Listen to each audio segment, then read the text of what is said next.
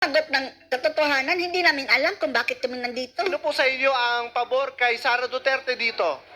Oh, mayroon pa nga pabor. Oh, oh, 1, 2, 3. Oh, malamang yung iba mga kababayan nagtatakip ng mukha. Pabor pa yan kay Sara Duterte. Nahiya lang dahil baka bawiin. Yung kanila, ano kaya ang ibinigay sa kanila, no? Siguro mga kababayan, mayroon ding mga talent yan. Magkano nga ba yan? Tapos siguro pinangakuan ng ayuda, pinangakuan ng kung ano-ano, akap, lingap. Kaya napilitang magpunta kahit hindi nila alam. Mayroon pa nga supporter si Sara, oh. Oh, aminado, oh. Kayo, sino Oh. pabor kay Pangulong Marcos? Okay, bangag mga kababayan. Wala! Oh, anong sabi? Mas marami daw pro Marcos kaysa sa pro Duterte? Eh, dyan sa rally ni Sara, ha? Rally na yan, napatansikin si Sara. Maroon pang supporter siya na dumalo. Dahil hindi nila alam kung bakit sila nandyan. Dahil hinakot lang. Nahablot lang daw, sabi ng bata. Pero hindi lahat kayo ay against kay Sara Duterte. Oh! Ano tayo ngayon? Hindi lahat against kay Sara Duterte. Sa rally ng mga dilaw mga kababayan na ipa-impeach si Sara Duterte. O tingnan nyo ha, mga tao nagtatakip ng mukha. Oh, nagtatakip ng mukha. Oh, mukha ba yan ng mga talagang may pinaglalaban mga kababayan na patalsikin si Sara? O parang laro lang sa kanila, o nagtatawanan lang. Yung tinanong, hindi namin alam. Nagaganap. Kaya pala dumami. O, tingnan nyo, oh. In fairness, marami din yan mga kababayan. Oh. Pero yun nga, hindi nga nila alam kung bakit sila nandyan. Magkano ang dahilan? Ang multi-sectoral assembly para ipanawagan ang impeachment ni Vice President Oh? Sara Duterte. Yan ang purpose sa ipanawagan ng impeachment ni Vice President Sara. Saan grupo po kayo, sir? Oh. Ayaw sumagot. Oh. Taga saan po kayo? Oh, nagtatakip pa ng mukha. Bakit mailap mga kababayan? Masyadong Oh. bukas sa pagpapa-interview. Alam nyo, natatandaan ko nung Hindi bukas sa pag-i-interview. Bakit kaya? Kaya na sumagot. nag-cover kami nung Iglesia ni Cristo rally. Oh, etong kaibahan mga kababayan sa INC rally at saka yung rally ng mga buang dyan. Dahil sa iglesia, alam nila kung bakit sila nandyan. 2 weeks ago, Oh, 2 weeks ago. kapag nagtanong kami ng mga tao, bakit kayo nandito, talagang bukas naman sila nagsasabi ng kanilang mga rason. Kung Oh, see?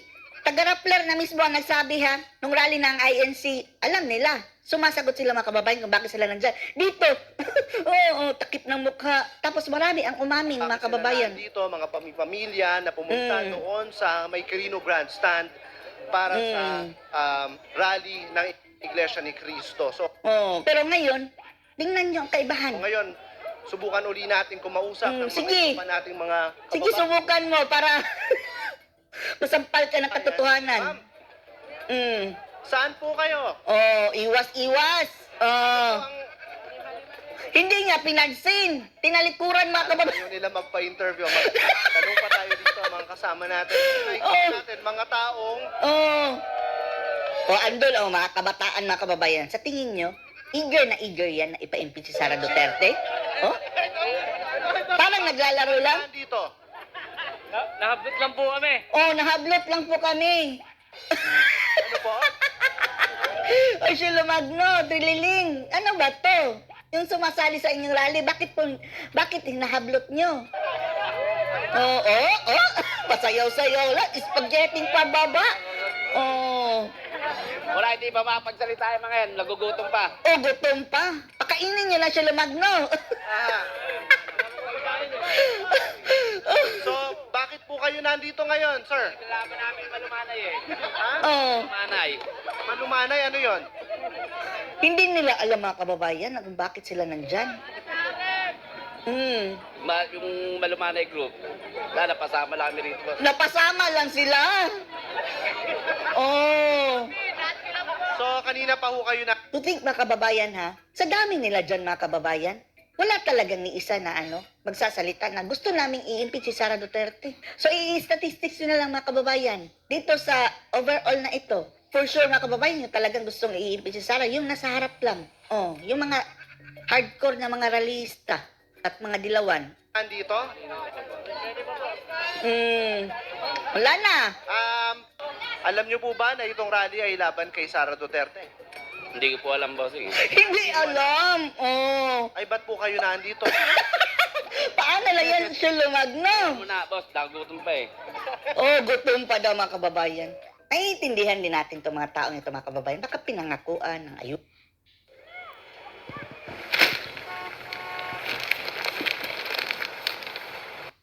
Malay mo, mayroon ding cash.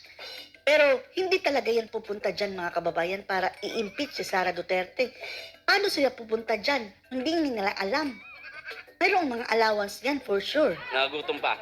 Gutom lang daw. Anong pangalan niyo Oh. po, sir? Anong pangalan niyo? Huwag mo lang itanong. Sige, maghanap ka pa. Maghanap ka pa mga ma-interview. Nandito ngayon? Sinama lang po kami. Ha? Sinama. Sino?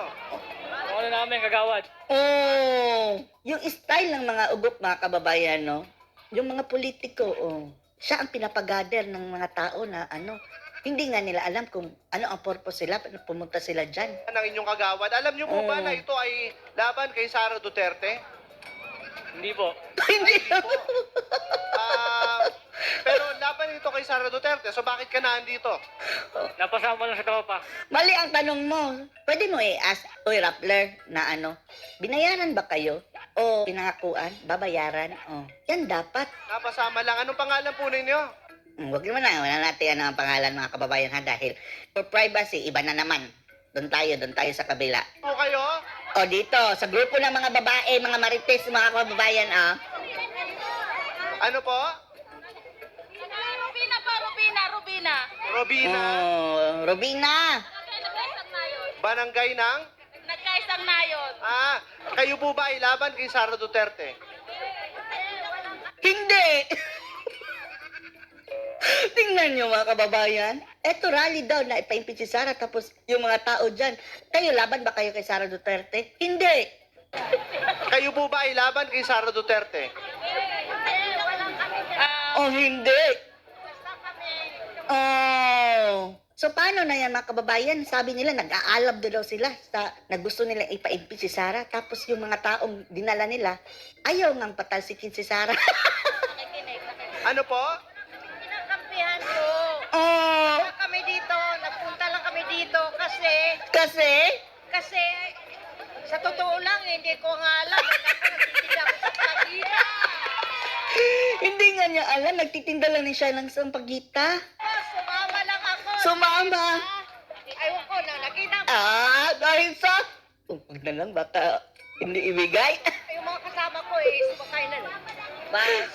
Oo. Pero bakit kayo nandito ngayon? Hindi, sa totoo lang, sir, hindi ko nga talaga alam. Kasi ako puyat nga ako. Kawawang mga rally ng dilaw mga kababayan, oh. Yun, dahil ako, nagtinda ako. Galing ko nagtinda ng tino. Sumabay lang ako sa kanila. Oh, eto mga kababayan, magkano pa yung budget niya, no? 1,500?